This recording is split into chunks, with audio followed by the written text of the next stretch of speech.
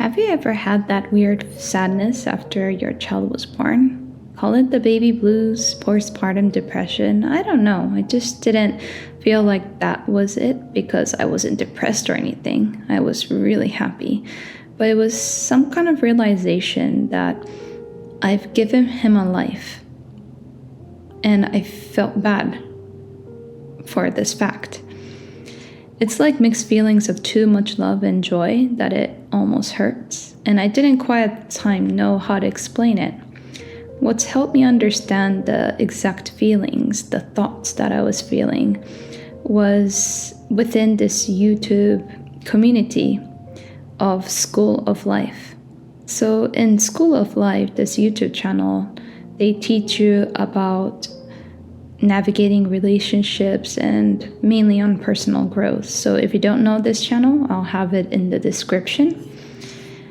But yeah, so I found this community tab where they had this post, which I can't reference it anymore because it was years ago. But it was something along the line of bringing children into the world means accepting that they will encounter suffering and challenges, which can lead to feelings of regrets for parents who wish to protect them from pain. So simplified, love is to accept that we are bringing someone into a world filled with inevitable pain and suffering. And yeah, this very much nailed it. So my son was born in 2021, and when he was around 3 months old, I started going back to painting with watercolor medium. But we had a move from Singapore to Munich in 2022, and I didn't paint as much because I didn't have all my art gear with me. But once I received a shipment from Singapore in Munich, it was around March. So I started painting again since my son was also going to daycare since January of that year. I started painting him during this time because I gave myself a challenge of painting him every single day for the month of March until he turned 4. So this was the first painting that I started this project of daily painting of my son. And while I was painting this, it took me back to those times, the exact times that I was feeling these emotions.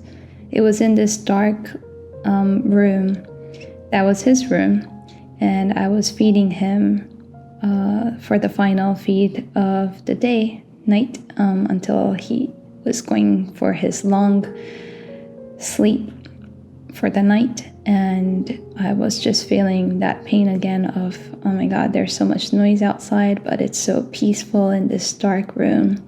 Just feeding him, just watching him